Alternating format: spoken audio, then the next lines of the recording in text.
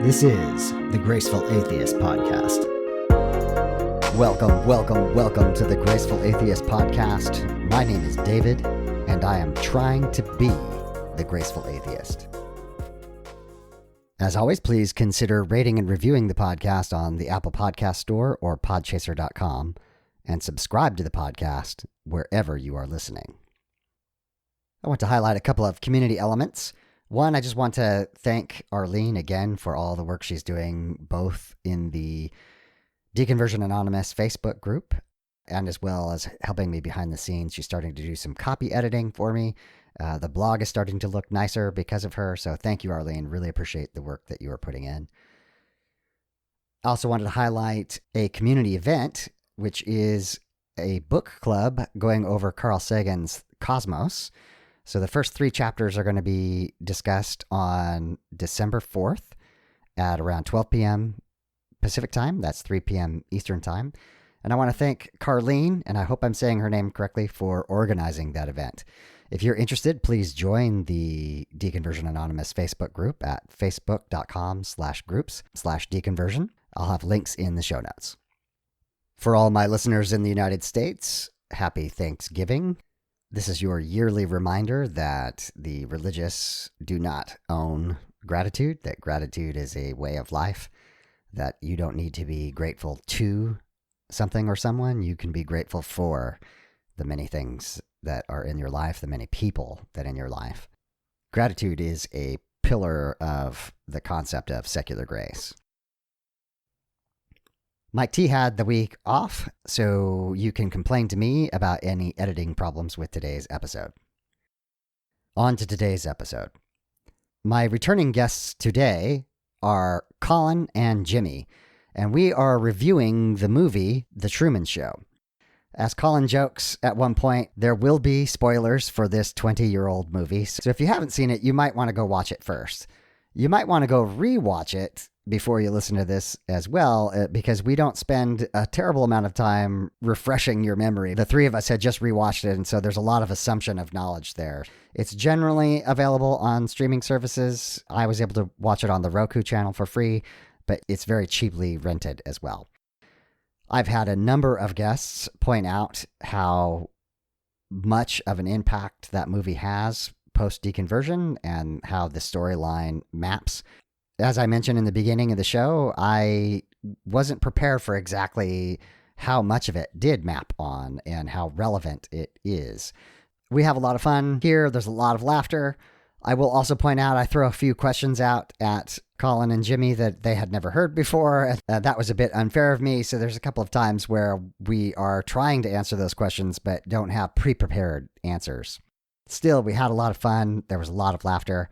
I hope you enjoy Jimmy, Colin, and I discussing The Truman Show.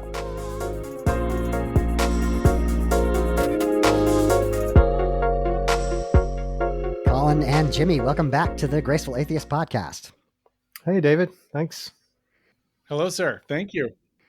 So glad to have you guys here. We are going to be talking about the movie The Truman Show, which a number of guests have brought up as being deeply meaningful for them as they've gone through deconversion.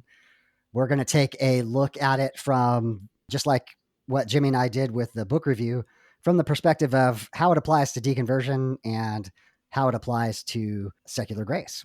But before we get into the deep weeds, give me the 2-minute overview. What were your first thoughts about the movie? And we'll start with Colin.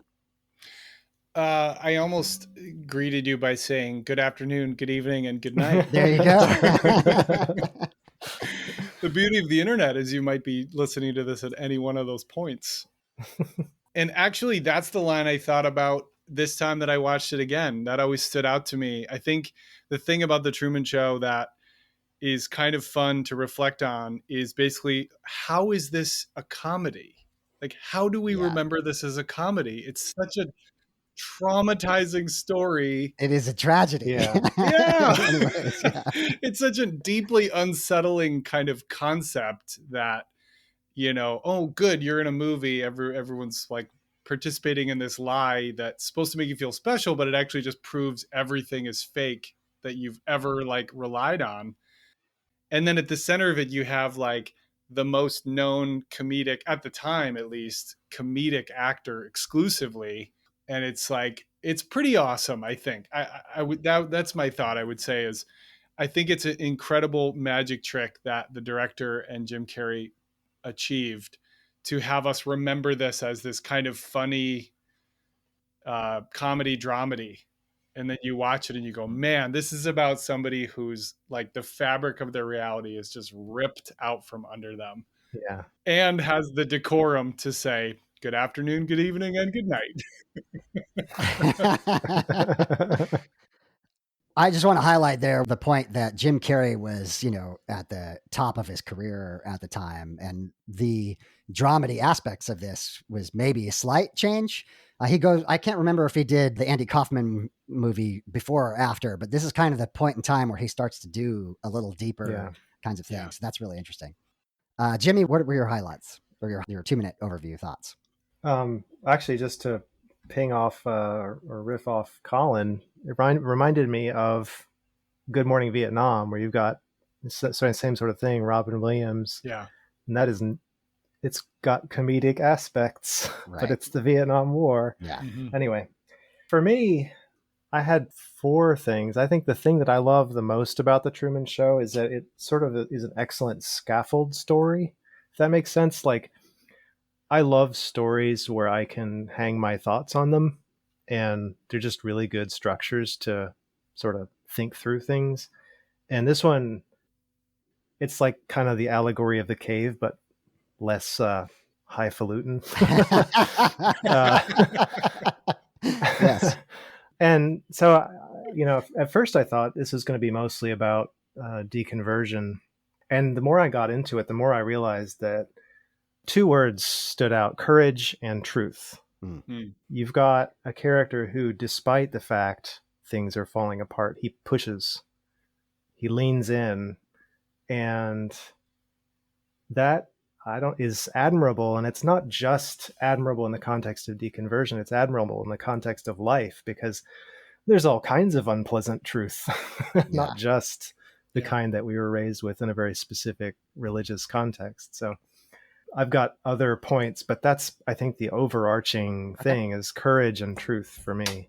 Yeah. Yeah. I want to just like reinforce that, Jimmy. I think we set out to watch this movie in terms of the idea of deconversion from evangelicalism, but it really struck me that this is kind of a template for any type of deconversion, any type of moving out of a paradigm into a new one that like is based on your truth, as opposed to what's been handed to you. And so I agree with you that the film moved me, I think, in my Christian days, and moves me now. For very different reasons. It's just a great story. Yeah. What about you, David? So I've had so many guests mention the Truman Show, and I had gone back and did the YouTube of the ending. And I thought, in my vague recollection, it's like, this really applies. But I had not watched it. I was a Christian the last time I watched it. And so I began the show thinking, maybe this has some small parallels. And, I think 10 minutes in, I was like, oh my goodness, this is incredible. The aspect of gaslighting, even the tie-ins with the advertising, there's something about that reminded me of the church in some ways. The controlling of sex, which is underlying, it's kind of a very understated element of the story. Really hit me hard. But the main one was the controlling of information or the controlling of truth. You don't have to look outside to find what you're looking for. And so by the time it delivers in the end with where he discovers the falsity of his environment, it is a tragedy, really, honestly. But I thought it was really profoundly relevant for people who have gone through deconstruction, deconversion. Yeah. At first, I saw someone describe it as a tragedy somewhere, and at first I sort of pushed back because it does have a happy ending, but it only has a happy ending if you kind of draw the end right at the end of the movie. He walks off the stage, if you will, through the door, closes it behind him, and of course his whatever her name is, rejoices, and then the people go Mhm. back to their lives.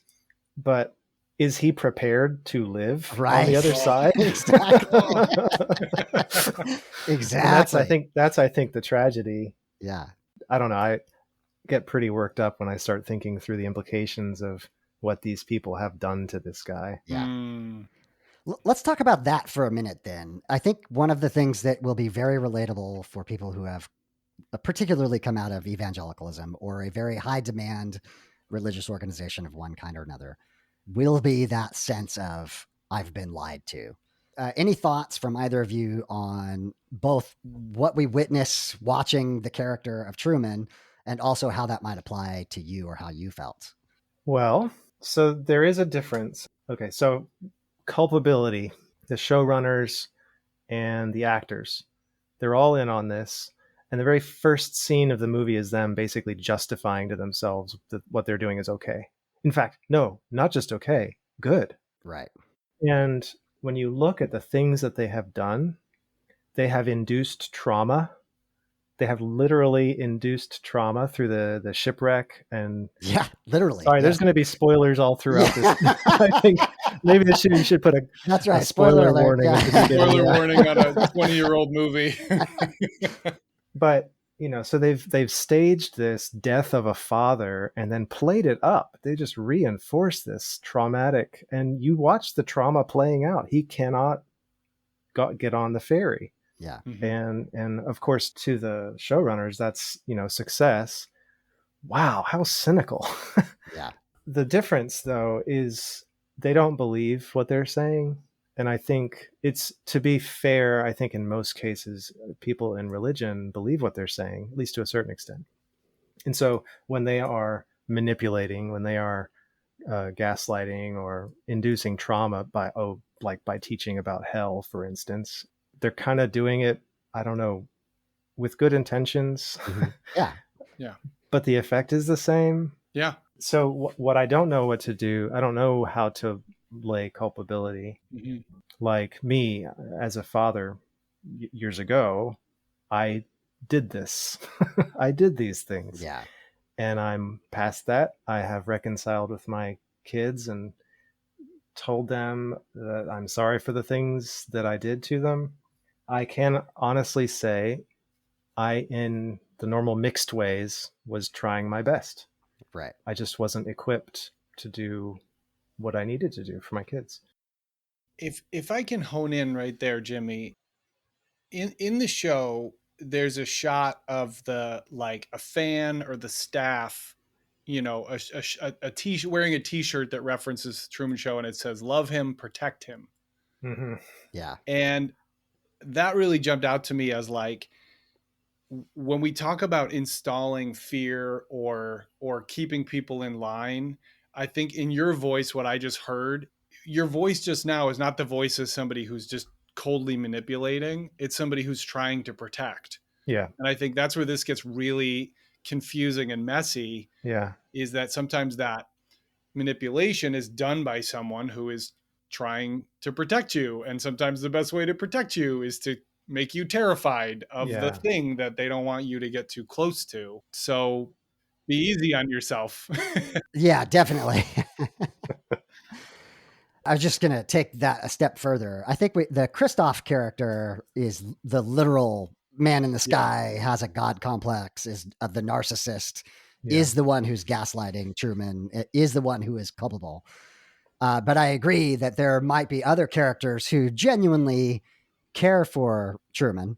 Obviously this is such it's an allegory. We can't stretch it too far. Like, they do know, but they're trying to care for him. And so I definitely don't think that we should take away from this guilt for when we were in the bubble. Sure. Because we were Truman, right? We were the ones who were Yes. being lied to. That's right. That's right. So what we've done in the past, we might feel a little guilt about, but unless you were a Christoph character who was gaslighting everyone for your own purposes, I don't think you have to feel too guilty. I'm thankful to say that I don't feel guilt, and it's not an overriding thing. Moving forward and growing is the main thing right now. Yeah. I guess my main point was that the difference between Christoph and a pastor, for instance, is that the pastor believes what he's saying. Right. Mm.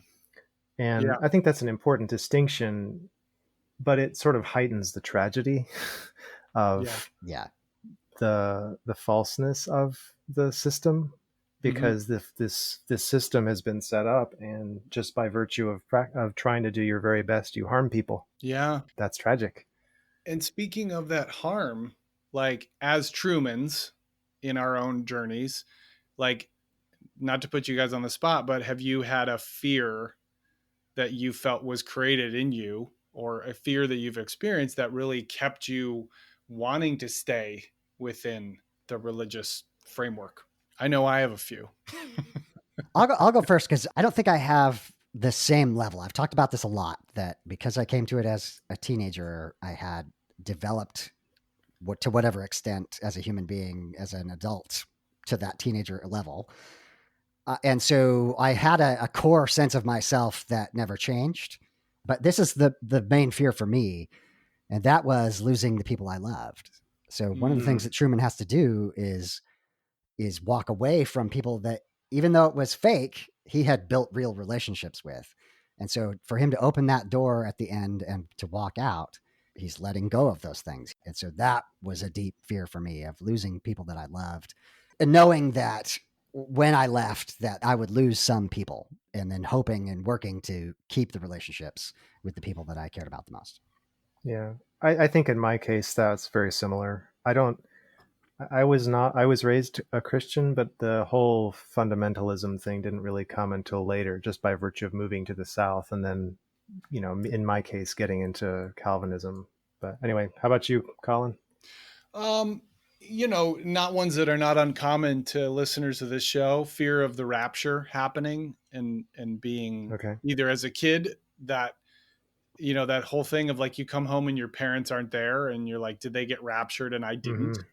And it sounds a little bit cartoonish to describe it as an adult, but as a kid that was terrifying. Absolutely. Sure. And so I think that with that, is that strong feeling of what if I do get left out of what they have, and what if I lose this community, and what if they won't forgive me for this decision? I mean, I felt like Truman's relationship, his fear of water, and his ultimate decision. And I think it's interesting to look at the way it forced him to take this dramatic action. Like it didn't Mm-hmm. happen right away. Like Mm-hmm. he sort of found himself as things fell apart.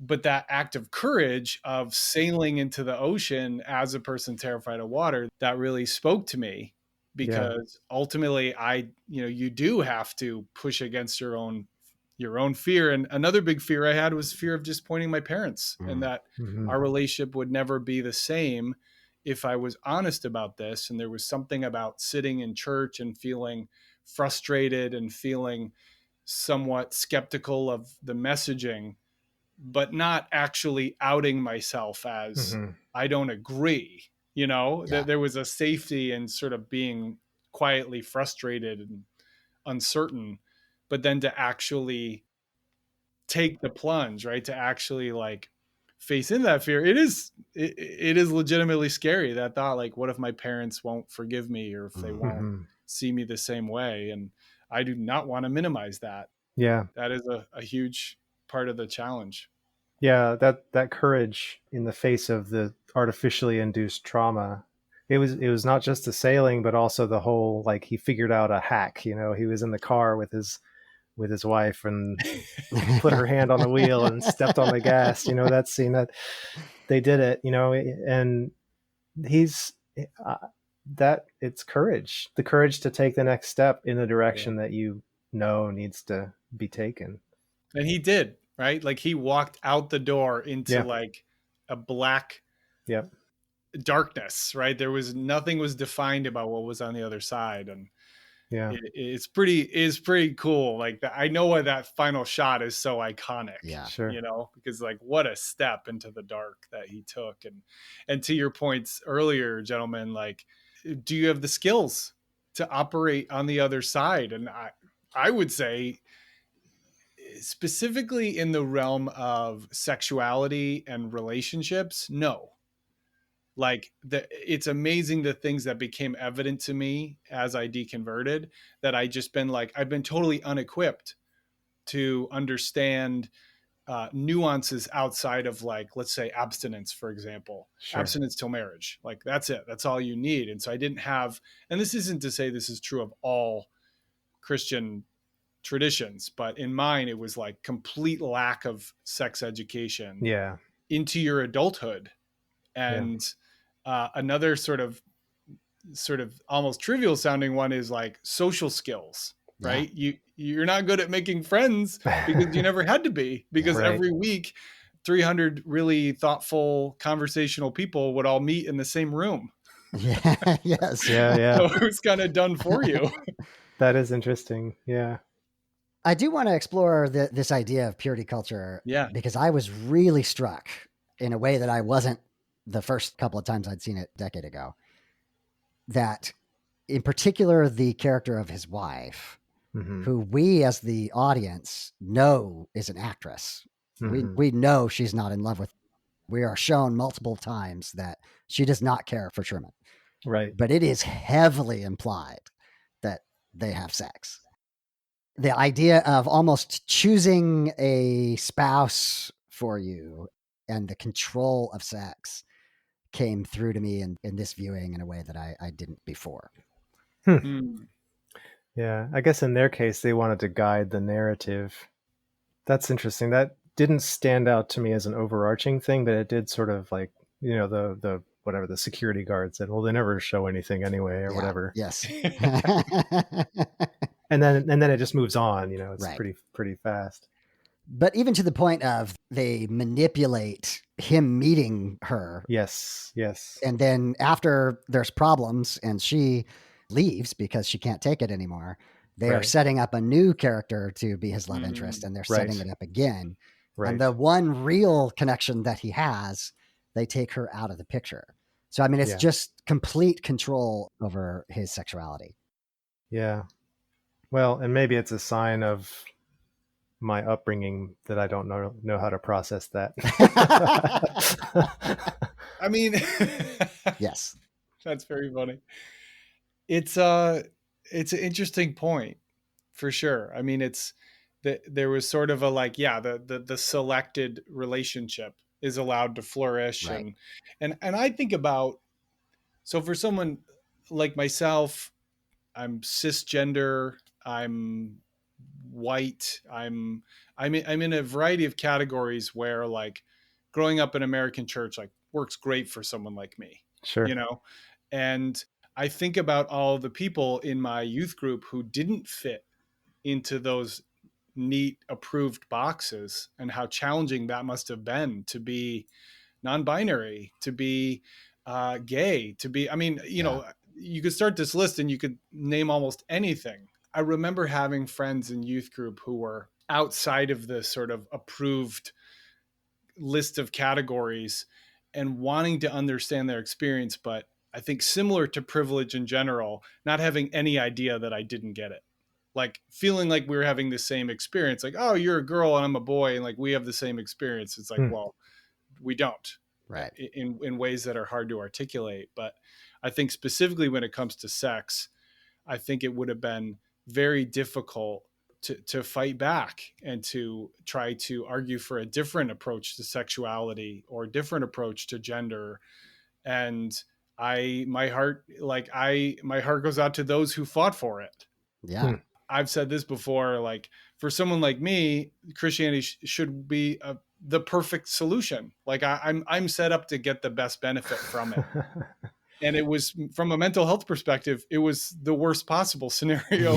Yes. Because of all of the gaslighting and all of the lack of acceptance of people who didn't fit into the approved categories. So as a bit of a riff on what you're saying, David, but that does speak to me that, people who were outside of those kind of lanes, they struggled constantly. Another theme that struck me, and I think this is true within Christianity, but it is also true within Western culture in general, but the idea of you being the hero of your own story. And in a Christian environment, if you happened to be male, cisgendered, and heterosexual, you were probably, pushed toward ministry in some way or another. And there's a hero worship built into that. And here we have the allegory of the character of Truman, who literally is the hero of the story, and everything literally is there for his purpose. And he is slowly discovering that is fake. Yeah. Does that resonate with you guys at all? That's really interesting. So he's raised. Now I'm just thinking out loud. It's not resonating, That's but I fine. am That's very fine. interested in the idea. Everybody is friendly to him. It's all he knows. The whole world does revolve around him, and maybe humans are just so self-centered that all that shows you is that the world is functioning correctly. I don't know. Yes. That's such an interesting idea. Okay. So let's talk about infantilizing. Yeah. So you've got a normal process for kids when their parents, if they're doing a good job, show the kids just how not the center of the universe they are. It is a kindness to them to help them understand that other people matter too. There's a kind of maturity that happens when people realize that other people have complex thought lives and histories, and all their motives are more complex, and they have stunted his growth in that regard.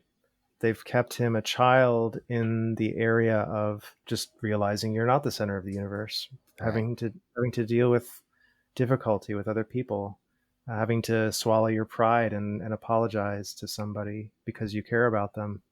There's that one scene where he's just testing. He's pushing. Yeah. And he like smacks the rear end of a painter or something. Yes. And then runs off and looks back and sees. Yes. I love that because, well, one, it's a different topic, but he's testing, but he's also never really had to deal with anybody challenging him on something that he's done, as far as you can tell. Right. I mean, right. I don't know. That's such an interesting idea. So yeah, the whole infantilizing aspect of it, to kind of follow up to what Colin was saying, how there's a lot we just don't know about being adults until we have to learn it for ourselves because we're held back in some ways. Yeah. I'm having a little bit of misgivings about that idea, just because I don't want to characterize the Christian faith as uniformly infantilizing. I think forgiveness and a lot of things properly taught advance your character, beyond what's default in the world. But agreed. At the same time, it's definitely not uniformly maturing. So that's really fascinating. So I wanted to ask you guys about this idea of ruptures in your reality, because it's funny watching the movie again. I remembered the structure very differently. I remembered the movie as starting with it's the Truman Show, and the opening sequence, but in fact it starts with a light falling out of the sky. Right. And that's like the first moment where reality doesn't make sense. So question for you all is, can you recall a moment, whether it was a big deal or just a sort of benign little moment, where Christianity just suddenly, maybe for the first time, something didn't fit, something seemed off? I don't remember any. And so I think a long series of small things is more likely in my case. No light fixtures falling out of the sky for me. Probably too many to count.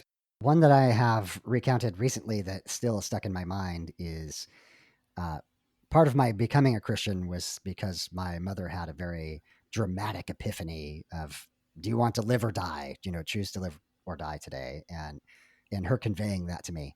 And about 4 years later, we were both Christians. She was clean and sober. She went to the dentist where she was heavily medicated. And when she got home, she was telling me about another epiphany. And the two stories were incredibly similar. It was one of the first times where I thought, wait a minute, because I knew, how medicated she was. She was still a little dopey as she's telling me this, that it was the medication speaking and not very likely to have been actually God speaking to her. But it was just enough for me to start thinking about well, what about that first epiphany? Beyond that, I want to say that I've had almost every guest use some analogy or another to try to describe this, a blip in the matrix. Mm-hmm. Amy Logan said, I just put that on the shelf, put this idea on the shelf. Tim Sledge calls it an exception to the rule of faith. There's a ton of ways that we try to express this, but it's something that happens that makes us go, huh. In the Truman Show, you can see Jim Carrey's, very expressive face, arc an eyebrow as, like, that doesn't make sense. And it is the culmination of many of those things that begins to force us to ask deeper questions. Yeah. Yeah. Yeah, because, quickly thereafter, he gets rained on and it's just on him. Yes. Yeah. Yes. And we get to have like one little glimpse of Jim Carrey, right? Where he's like, I control the rain, and he's like, oh, and then it all rains and it covers up the mistake. Yeah, it's not to say that they're always dramatic. I think in a way that first one was so weirdly dramatic, but then they were a little bit subtler. And that relates to my experience. I don't know what I would call it, but it's this idea of like there's another life that overlaps with this life. They don't relate to each other the way I've been told. Like I grew up in a very us versus them explanation and language. I'm embarrassed to relay this, so I won't say who it was, but there were people who said things to me like, people who aren't Christians, they're just selfish. They just only think about themselves. They can't understand spiritual things, like stuff that even at the time, as a person with empathy, I was like, well, that doesn't sound adequate. That sounds like really insulting. But I didn't know any non-Christians. Yeah. So I didn't have that. None of the ruptures ever really like were as explosive as I needed them to be to kind of go, hey, this is not just like doesn't make sense, but this is actually really problematic that I'm being kept within this one sort of circle where everything fits a certain way. And these are the people who don't believe and these are people who do.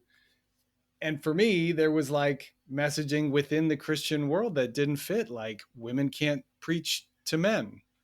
I was really young and I thought, well, that seems wrong to me, but I can't articulate why. Your example, David, reminded me of, I once saw a concert where they were covering a song by Toad the Wet Sprocket. All right. So like not a Christian band. Yeah. They had that one hit song called Walk on the Ocean. And the singer of this Christian band was singing that chorus and she lifted her hand for just a second, like she was doing praise and worship. Yeah. And I think she caught herself and put her hand out because it's like a really beautiful song. And man, all these years later, that moment really stood out to me because I was like, oh, she forgot that music is just powerful, whether it's Christian or not Christian. And she kind of forgot which it was. Now, here's the part I didn't tell you. That band was Caveman's Call. The lead singer, Derek Webb, who is now and that wasn't the person I'm describing. It was another singer. Yeah. But like, I wish at 18, I could have told myself there will come a day when the lead singer of this band will be an outspoken, deconverted, former evangelical. Yeah. Right. Yeah. Wow. So these little ruptures, right? These little like complications in the narrative. Yeah. Yeah. I guess in my case, it was just being exposed to other people. Yeah. Different kinds of people who didn't buy the same premises that I did, or however you put it in normal words. Yes. Because I was exposed. I went to a nerd school, and at nerd school, there are people who are way, way smarter than me. That's for sure. And then and there was an evolution class. I think I've gone over that before, but just the existence of decent people who don't believe the same way I do. Right. That by itself is a pressure, is a rupture. Because like you said, Colin, it's the us versus them sort of mentality. Very simplistic. And then it just wasn't, right? It wasn't versus. I often met people who were not churched people who had been like, oh, wow. So you're like, I noticed you like, did you just pray? before we had lunch. Like, what's that about? Like, I never had the quote unquote angry atheist, like, Right. battle mode kind of. I had people just been like, oh, so are you like, you go to church, huh? That's like pretty big deal for you. Like, they were curious. They weren't, Right. they weren't coming at me. Yeah. And that in and of itself was very confusing. Yeah. Yeah. Because I found most people outside of the church that I met were actually, I liked their energy and the way that they thought about things Yeah. often more. They weren't so serious, or they weren't so rigid, and didn't know what to do with that. Yeah. To wrap this up, the other thing I wanted to get across is in the story, we see several of these vignettes. We see the light fixture fall from the sky. We see the raining down on him alone. There's a scene where the elevator opens up and the actors are all sitting and talking to one another. Yeah. There's the scene that Jimmy mentioned where he slaps the painter on the ladder just to see what would happen. He notices that the cars all stop for him, things of that nature. But it takes a while for all of those things to add up to the point where Truman then is actively testing. Yeah. And there's this moment where we go from going, to, I wonder if this stands up, right? Where we actually start to test. And I wonder if that is interesting. And I also want to make sure we get to Jimmy's ideas about truth and finding truth. Well, it's the same topic as far as I'm concerned, because there's a few ways of saying this. One of them is what somebody calls the litany of Gendlin, which is an awkward way of saying it. But what is true, is already so. Owning up to it doesn't make it worse. Not being open about it doesn't make it go away. And because it's true, it is what is there to be interacted with, etc. So it goes on like that. The idea is, if reality is a certain way, we should want our mind to conform to that, Yes. And that takes courage. And it took courage on the part of Truman to push hard, to lean into the confusion and push on things, even though all the social cues he was being given by his mother and by his wife and friends were, don't push. Right. So that's a strong, if this is the only social network, you have to be kind of sociopathic really to ignore all that pressure. And so one conclusion is that he didn't ignore it, but he faced it. He pushed on what was real. He wanted what was real more than he wanted what was presented to him, which flies directly in the face of what Christoph says at one point, that we accept the reality of the world that we've been presented with. Right. And so I love it, because here is a man who has been given some cognitive dissonance. Some cognitive dissonance fell out of the sky. And what did he do? He did stick it on the shelf for a bit, but not for too long. And then at some point he was actively facing it. I wrote some notes down from recent episodes I just wanted to bring up here. Monique, from her episode, she said she used to put away the cognitive dissonance. Now she leans into it. Yeah. She faced reality. Lars talked about the mental flinch. Yeah. So there's two ways. Flinches are fine. It's built into our nervous system, if you will, to just kind of overdo the analogy. But what do we do in response? What do we do after that, once we've had a chance to think through it? A lot of times it's ignore it, but Truman didn't do that. And so as a kind of archetypal truth seeker, I love the Truman character, because he just is so doggedly persistent at trying to figure out what's going on here, when it's very inconvenient and very kind of presented to him as an antisocial thing to do. Right. Wow. I like that. Yeah, I think that in a way that speaks to the way that Jim Carrey played the role, which was that he was so muted and restrained through most of the movie. And as he started to test the boundaries, he became more demonstrative and goofy and sort of fearless, frankly. And I think that reminds me of in our earlier in our conversation, this idea of protection, and Mm-hmm. that, and I do truly believe that, a parent just wants to protect their child, and sometimes fear is the way to get them to stay away from the thing that might be dangerous. Mm-hmm. And I I guess I would just float that in many ways this movie is about the question, like, what are you protecting them from? Are Yeah. you are At what cost? Right. And do you have to protect them? Yeah. Because I think that he became more himself as he leaned into it, That's a really good insight. right? He changed the story. And I think that has also been, I think our experience is that our life didn't end up looking the way we thought it would look. Maybe growing up thinking I'll always be a Christian and this will be how I do this. But I can honestly say I'm more the person I wanted to be now, because I trust myself, because I overcame fear, because I live in a world that fits more with what I like, which is messiness and contradiction and Mm-hmm. many different viewpoints instead of just one, Yeah. So to me, it's kind of that. It's like we don't have to be protected as much because we can do it. Yeah. We can change that story and get to know ourselves in a new way. So that's always something I hope for people considering or going through deconversion, is that it is a painful process and it is scary. And also there's more on the other side that Yeah. is very fulfilling. Yeah. Yeah. That's a great reminder. I just wanted to highlight that this facing of reality, and I think I mentioned this at the beginning, is not just a matter of deconversion as well.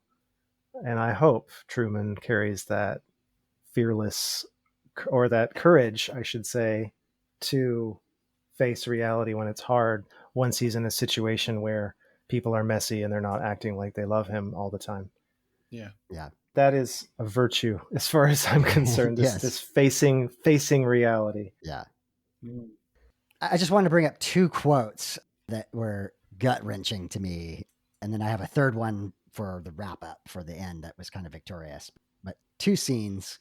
One is with Truman and his best friend.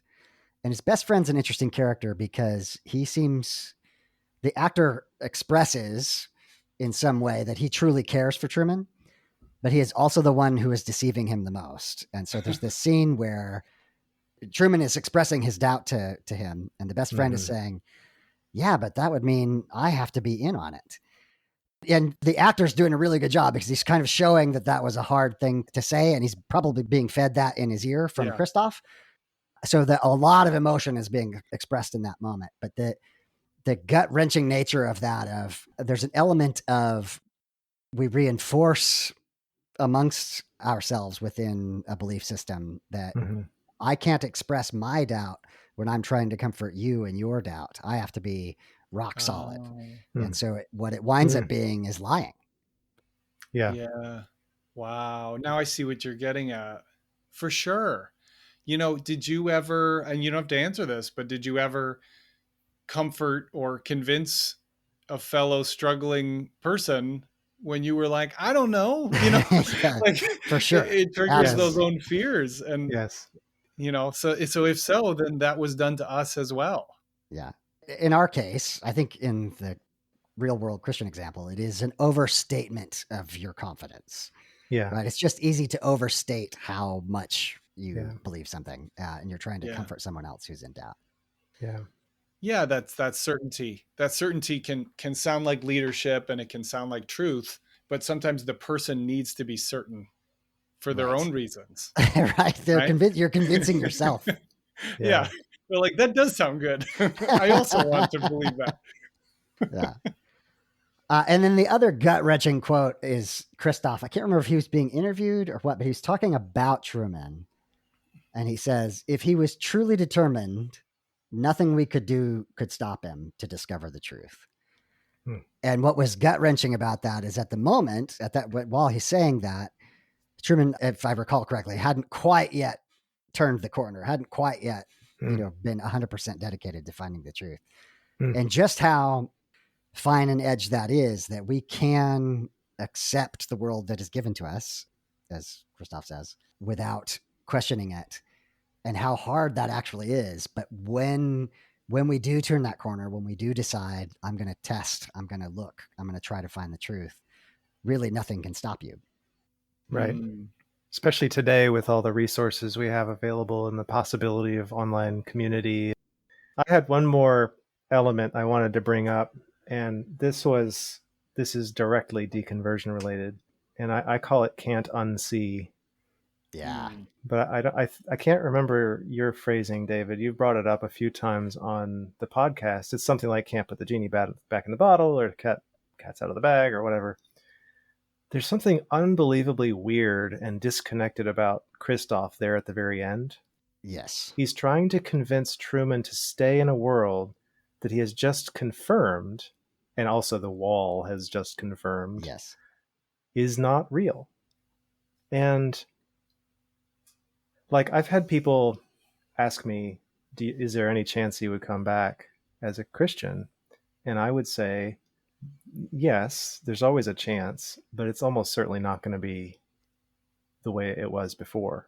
Right. There's a can't unsee aspect to this. Once you can't just believe, and I don't know, that just really struck me as really weird, and it just makes me question Christoph's own connection with reality. That actually leads me to my last quote. And that is Christoph is trying to convince him. He's telling him, "You're the star. There's no truth out there. There's nothing for you out there." He's doing the full court press gaslighting. And Truman's response is, "You never had a camera in my head." Yeah, There's something deep about who we are as a person that we only have access to, and no amount of gaslighting in the world can reach that. And that was really victorious to me. That was the climax of the movie for me. That was like, yeah, even more than going through the door, it was that moment of, I am who I am, and I'm discovering who that is. yeah, Well, I think that makes a lot of sense, David, with this podcast that you have done, is that you're giving people a chance to tell and to own their story. And that feels very related to Hmm. that quote. You've never had a camera in my head. You Yeah. know, you can't fully understand who I am and what is my truth and what is my motivation. And I think learning to tell our own story is a way to start to take ownership of that. And it's kind of awesome. I mean, I love this idea that he just leaves. It's Yeah. like not even, maybe it's not even a rational choice. He's like, yeah, it's going to be harder out there. It's going to be messy. It's going to be different, but it's true for me. Yeah. So I'm going to do it. And I kind of love actually that the final thing he says is like, and I'm curious what you both think about it, is it's a little bit mysterious why he ends by saying good afternoon, good evening, and good night. Like yeah, it's a little bit false. It's a little bit anticlimactic. Like, I'm not going to give you a big speech. I'm just done. Yeah. And I think that's it exactly. Is he's like, I'm no longer playing your game. I'm Yeah. out. while sort of hyping up the irony of the fact that now he realizes he was an actor all this time. Yes. So now he's got a catchphrase, and it's not Yeah. just a thing he often says. Now it's actually a catchphrase. Yeah. There's an aspect there that is clear to us as the audience, is not clear to Truman, is he conceptually might understand that it's a TV show, but he's never watched his TV show, right? Right. So he can't possibly know how other people have experienced his life, Hmm. which may not have any parallel to the real world, but I think that's an interesting little twist there. Yeah. That's a fascinating movie. I think I've watched it 3 times, which is more than I can say for any other movie aside from The Princess Bride. Yeah. Well, my numbers are much higher, Jimmy, than that. But I will say that I love this idea of deconversion, not only being from a religion, but being from any type of paradigm. It could be a very powerful relationship that you're in. It could be a cultural location. It could be, yeah, like the messages of the culture that you live in could be Yeah. what you deconvert from. And I don't know, I found it very inspiring to look at what he was able to do and to look at just to understand that that's a story we can experience. Yeah. And it's funny, this movie made me go back and rewatch a movie called The Village, Yeah. which at the time I didn't think was really anything that great, but I gotta say it's pretty good, and it's very much the same story. And now I'm going to spoil a similarly old movie, but they create a false location where there is no modern world, and they do this to keep their kids safe until eventually someone gets seriously hurt and they need real modern medicine, and that's the moment when the thing falls apart yet again in the name of protection. Yeah. So I think that when I look at those two stories, I'm just really reminded that you can't turn people off from who they are. Don't protect someone by denying them access to what's out there. Right. Protect them by teaching them how to be an open communicator and to go see it and then talk to you about it. And Yeah. How to face reality without being broken by it. yeah, and to know you can come and talk to me if you come to a conclusion that I don't agree with. And I have to say, I think my relationship with people in my life, parents, people who are still Christians, would be easier if we could. I'd love to tell them about what I've experienced on the other side. Yeah.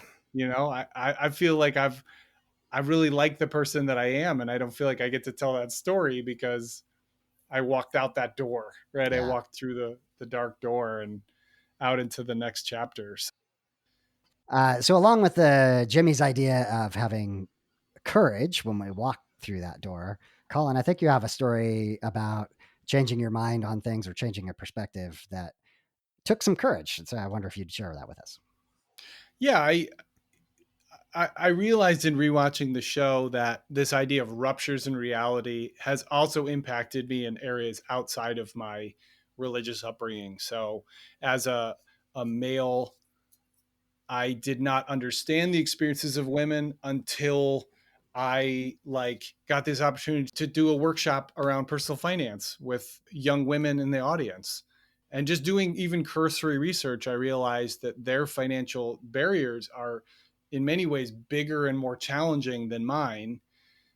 And what, right? Like Yeah. the message that I'd been taught is growing up in America was very much that message of work hard, be kind, bet on yourself, good things will happen. And I think that when I started to understand real gender discrimination and the way that people are viewed and treated differently, I realized that some of the conclusions I'd come to were a little bit simplistic. They worked for me, but not for the next person. And that really troubled me. I mean, and there's so many examples of that. And I think what it often comes down to is like the ruptures in my reality were when I met somebody who was different from me, who was honest about their experience. They weren't necessarily laying blame on me. They weren't necessarily being confrontational. They were just saying, well, that's not how it works in my case. Right. And I think that just by being a curious person, I let those stories in and I started to be changed by them. And I think that is a great thing. I think Bart Campolo's podcast, he talks about that, like how great it is to just be wrong and just admit that you're wrong. Yeah. I think it's an important life skill. So I think that's what sort of jumped out to me was in areas like the experience of gender, the experience of sexuality, the experience of culture, of race. There's more we can learn from other people, and always to be checking in with ourselves. Is this my experience only? Does somebody else have a different experience that I need to factor in to the way I think? And I say that just as a final thought to that is that I used to be in the I can't unsee this category. Like I wanted to go back to where I thought that we all had the same opportunity, and it felt awful to know that that wasn't true. But ultimately what I just came to a place of was I accept what I have, I accept the work that I've done, and I try to make space for other people. And again, it's better to see it. Yeah. than to be blind Yeah. to it. Yeah. But it doesn't mean it's not painful That's Right. right. or scary. Right. You Yeah. know, when you sort of, you see behind the elevator doors and you see something that doesn't fit with what you thought was true. Well, thanks, man. That's an incredible story. So, I mean, the three of us have gone through deconversion, but then to recognize that there are more things that we can discover about ourselves, that we've accepted the reality we've been given, and more things to break through. As we wrap up, let's take a couple minutes, maybe any thoughts that we didn't bring up already, or a quote from either of you. I'm sorry, David. I heard you say any, and then I thought you were going to say prayer requests. Earlier today, I said, thank God for something. And I thought, what have I done? Have you taken prayer requests on No, The Grateful Atheist?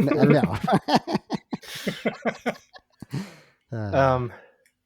No real other thoughts aside from just how I think Colin's last little anecdote there highlights the need to sort of bake this deconversion mentality, if you will, into our psyches, because there's always going to be some unreality about the way we process the world.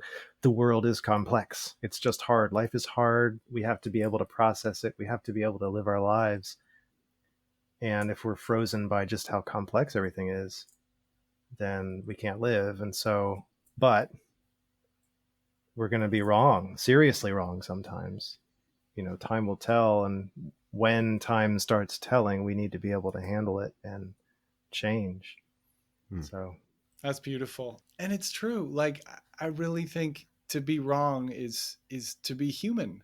Yeah. Yes. Jimmy and Colin, thank you for a number of things. Number one, you guys have really helped me develop some ideas of different directions to take the podcast. The book review is an example of that. This movie review is an example of that. I'd like to expand this circle, get maybe some more people, some more diversity in, but let's be thinking about other media that we can review and see how that applies to the world of life after deconversion. Because I think this is really valuable, actually. So thank you both for being on the podcast. Yeah, thanks for having me. Yeah, thank you. Thanks for the chance to talk about the Truman Show.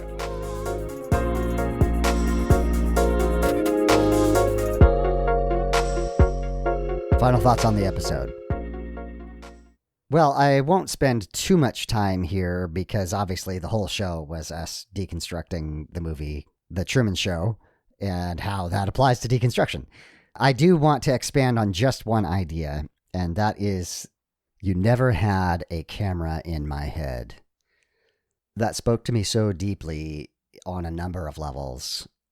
Number one, the hardest thing about being a human being is never truly being understood. No one can know you. No one can know me the way we know ourselves.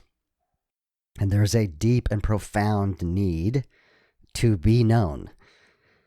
But the best thing about being a human is the privacy of our own thoughts, that no matter the circumstances, and you can think of extreme examples, people in concentration camps, prisoners of war. On the news just recently are the children who escaped from parents who were keeping them in captivity. They never had a camera in those people's minds. They were their own people. And you are your own person. And no matter what level of religious indoctrination, what level of thought policing, what level of gaslighting, you are your own person and your thoughts are yours alone. And you get to choose what you share and what you don't. Even when people come along and say you were never a believer, they may never be able to understand that, but that's okay. You know, and that's what's important. I definitely want to thank Colin and Jimmy. As per usual, they both brought more secular grace to the conversation than I did. I really appreciate their input and the insight that they bring, and in particular, the care for humanity and the humility and the willingness to be vulnerable on mic is really amazing and commendable, and I love those guys. Thank you both so much for being on the show. I'll mention that they are both in the Deconversion Anonymous Facebook group, so if you'd like to interact with either of them, that is a really good place to do that. I'll mention again here the book club that's going to occur on December 4th at 12 p.m. Pacific, 3 p.m. Eastern, going over the first 3 chapters of Cosmos by Carl Sagan. In order to access that, you need to be a member of the Deconversion Anonymous group. Please join, take a look at that. I think that's going to be a lot of fun. We're also really interested in more organic community get-togethers. Facebook has this concept of rooms. If you just want to chat with somebody and hear their story or vent, this can just be spontaneous. Whoever happens to be on at that point in time, 3 or 4 people, jump in and chat with each other. I'm really hoping to build that kind of community where we can support one another in that way. The Secular Grace Thought of the Week is, of course, about gratitude. For my U.S. listeners, this is a pretty fraught time. Politics is more divided than ever before. I've spoken to so many of you who have gone through this deconstruction, deconversion process literally over the last year. Some of you, because of the pandemic, put you out of context and gave you the space to begin to think about that. So this could be an extremely difficult holiday. And although I say this every year, I think I have new listeners, so I'm going to repeat it again. Christianity and fundamentalist religions of all kinds can make it sound as though gratitude is only possible within a religious, spiritual context. And I just want to be super clear that that is not the case. I live a life, I think, of immense gratitude. I'm immensely grateful for my relationship with my wife, for my 2 daughters. It brings me great joy. I am immensely grateful for the opportunities that I've had.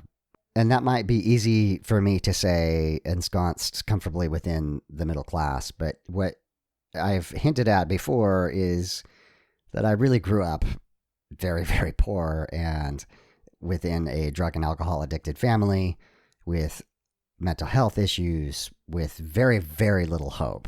And gratitude was one of those early things of changing me. And I did learn this from the 12-step concepts. It is this idea of being grateful for the little things. I have a warm blanket. I have a pillow. I have family who love me. I have friends who care about me and who will listen. No matter what our circumstances are, we can find something to be grateful for. And I don't mean this in a Pollyannish, deny reality, pretend like things are better than they are kind of way. I mean finding what you do in fact have that you can be honestly grateful for, and that changes you from the inside. If you find yourself in a difficult conversation at the Thanksgiving table, remember Truman. They don't have a camera in your head. What you think and your experience is yours privately, and you get to decide whether you share that or not. Remember that it's not our job to change everyone's mind. Now, if the opportunity comes up and you're able to be an influence on the conversation, please do so. But my point is, you are no longer burdened with the need to quote-unquote evangelize for your way of thinking to everyone else. You can just be. That's something to be grateful for. Next week is Jose Ramos, who is the husband of Hannah Ramos, which was last week's episode. And it is really fun to hear both sides of the relationship and how they perceived Jose's deconversion and then Hannah's. And so look forward to that. That'll be next week. Until then, my name is David, and I am trying to be the graceful atheist. Join me and be graceful human beings.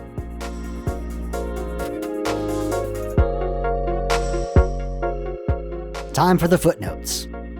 The beat is called Waves from Mackay Beats. Links will be in the show notes. If you'd like to support the podcast, you can promote it on your social media. You can subscribe to it in your favorite podcast application, and you can rate and review it on podchaser.com. You can also support the podcast by clicking on the affiliate links for books on gracefulatheist.com. If you have podcast production experience and you would like to participate with the podcast, please get in touch with me. Have you gone through a faith transition and do you need to tell your story? Reach out. If you are a creator or work in the deconstruction, deconversion, or secular humanism spaces and would like to be on the podcast, just ask. If you'd like to financially support the podcast, there's links in the show notes. To find me, you can Google Graceful Atheist, you can Google deconversion, you can Google secular grace, you can send me an email, gracefulatheist@gmail.com, or you can check out the website, gracefulatheist.com. My name is David, and I am trying to be the Graceful Atheist. Join me and be graceful human beings.